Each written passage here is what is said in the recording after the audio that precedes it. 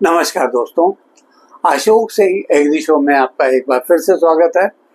मैं हूं आपके साथ अशोक सिंह। जूट एक महत्वपूर्ण रेशा फसल है जिसे स्वर्ण रेशा या गोल्डन फाइबर के नाम से भी जाना जाता है। इसका उपयोग प्राचीन काल से ही रस्सी, बोरे, चटाई और घरेलू उपयोग की वस्तुएं बनाने में होता रहा है। जूट की विशेषता है कि यह प्राकृतिक, पर्यावरण अनुकूल, सस्ता और पुनर्चक्रण योग्य रेशा है। विश्व में कपास के बाद सबसे अधिक प्रयोग में लाया जाने वाला प्राकृतिक रेशा जूट ही है।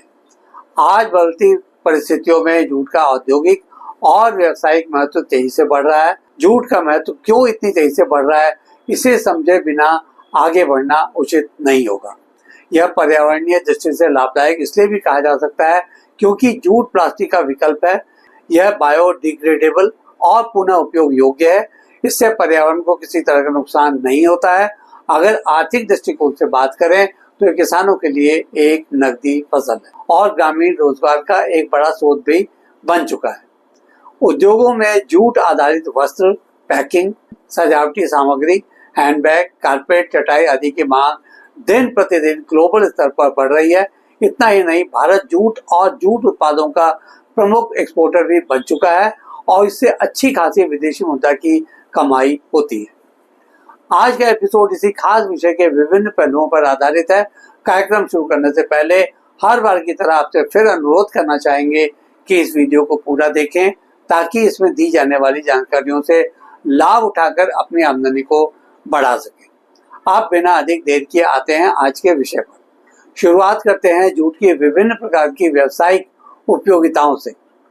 इससे रस्सी, बोरे, गत्ते और पैकिंग सामग्री, चटाई, कारपेट, सजावटी वस्त्र, परिधान और घरेलू उपयोग की वस्तुएं, फर्नीचर, कवरिंग और जूट ब्रांडेड फैब्रिक, कागज और पल्प उद्योग, भूक्षरण नियंत्रण यानी जियो टेक्सटाइल और सड़क निर्माण के अलावा आधुनिक फैशन इंडस्ट्री में इको फ्रेंडली बैग और फुटवेयर तैयार किए जाते हैं।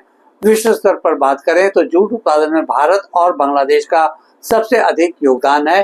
ग्लोबल स्तर पर बांग्लादेश उच्च गुणवत्ता वाले जूट रेशा और इससे तैयार प्रोडक्ट्स के एक्सपोर्ट के लिए प्रसिद्ध है। यही नहीं, यूरोप और अमेरिका में जूट आधारित पैकिंग और फैशन उत्पादों की मांग तेजी से बढ़ने की वजह से भी जूट उत्पादन को बढ़ाए जाने की जरूरत महसूस की जाने लगी है। भारत विश्व का सबसे बड़ा जूट उत्पादक देश है। पश्चिम बंगाल, बिहार, असम, ओडिशा और मेघालय प्रमुख जूट उत्पादक राज्य हैं। देश के कुल जूट उत्पादन का लगभग 75% उत्पादन अकेले पश्चिम बंगाल में ही पैदा किया जाता है। इसके बाद बिहार में लगभग 10% तथा शेष असम, ओडिशा, मेघालय, त्रिपुरा आदि राज्यों में होता है। जूट की खेती के लिए किस तरह की भूमि और जलवायु जरूरी है, इस पर भी चर्चा कर लेते हैं।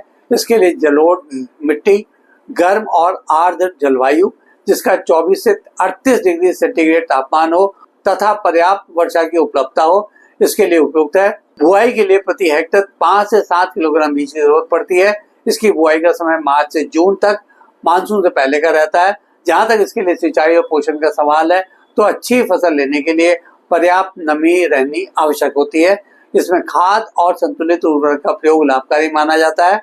फसल की प्रारंभिक अवस्था में खरपतवार नियंत्रण के लिए निराई गुड़ाई करनी जरूरी होती है। इस फसल को कई तरह के रोग और कीटों से खतरा होता है, इसीलिए समय रहते इन पर नियंत्रण किया जाना आवश्यक है। इसे सर्वाधिक हानि पहुंचाने वाले रोगों में तना गलन का नाम लिया जा सकता है। इसका उपचार कार्बन डाइजिम का छिड़काव करने से किया जा सकता है। इसी तरह से पत्तियों पर होने वाले धब्बा रोग को मैंकोजेब का छिड़काव करने से कंट्रोल किया जा सकता है। कीटों की बात करें तो पत्ती मोड़ने वाले कीट पर नीम तेल का छिड़काव काफी प्रभावी रहता है।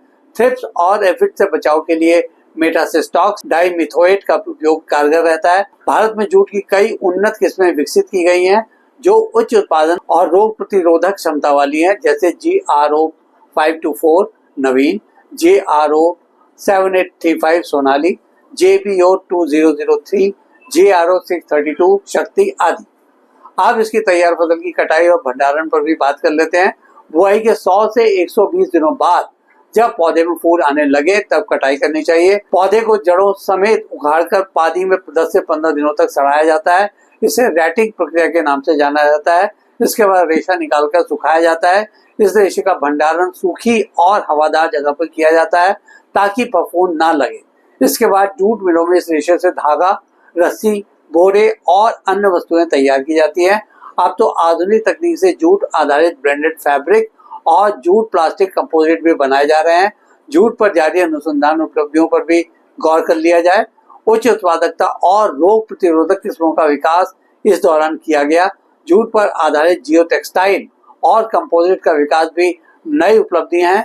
वैज्ञानिकों द्वारा जूट के बीज उपचार और रोग नियंत्रण की आधुनिक तकनीक विकसित की गई है। इसके उत्पादन को बढ़ाने में जैव उर्वरकों और सूक्ष्म पोषक तत्वों के उपयोग को बढ़ाने पर शोध किया जा रहा है। जूट की खेती के फायदे और नुकसान पर भी एक नजर डाल लेते हैं। जहां तक फायदों की बात है तो यह पर्यावरण अनुकूल, बायोडिग्रेडेबल रेशा होने के साथ किसानों के लिए नकदी फसल भी है। इससे कम लागत में अच्छी आमदनी मिल जाती है। अब इसकी खेती करने से होने वाले नुकसान पर भी गौर कर लेते हैं। इसकी खेती में जलवायु पर निर्भरता जरूरत से ज्यादा बनी रहती है और अधिक वर्षा न होने पर फसल नुकसान की स्थिति का सामना करना पड़ सकता है। इसकी कटाई और रेशा निकालने की प्रक्रिया काफी मशक्कत वाली है। कीमतों में भी काफी उतार चढ़ाव बना रहता है। इसकी रेटिंग के लिए प्रसंस्करण की पारंपरिक विधि समय लेने वाली होती है। चलते चलते किसान भाइयों के लिए कुछ टिप्स। हमेशा उन्नत और प्रमाणित बीज का चयन करना चाहिए। बीज को फफूंदनाशी से उपचारित करने के बाद प्रयोग में लाना चाहिए। समय पर निराई गुड़ाई और खरपतवार नियंत्रण करते रहें। संतुलित फर्टिलाइजर और जैविक खाद का प्रयोग करने में लापरवाही न करें।